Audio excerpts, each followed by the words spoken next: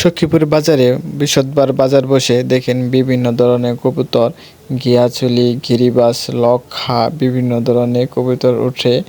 আর অনেক লোক কবুতর নিয়ে আসে বেচার জন্য।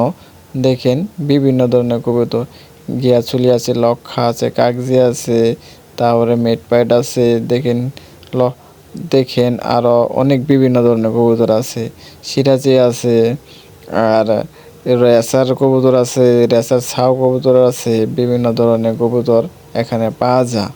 যারা কবুতর কিনতে চান তাহলে সখীপুর বাজারে চলে আসুন। বাজারে কবুতর কিনে অনেক মজা পাবেন। কেন জানেন? এখানে দাম কম পাবেন, আর কবুতরও ভালো কবুতরই পাবেন।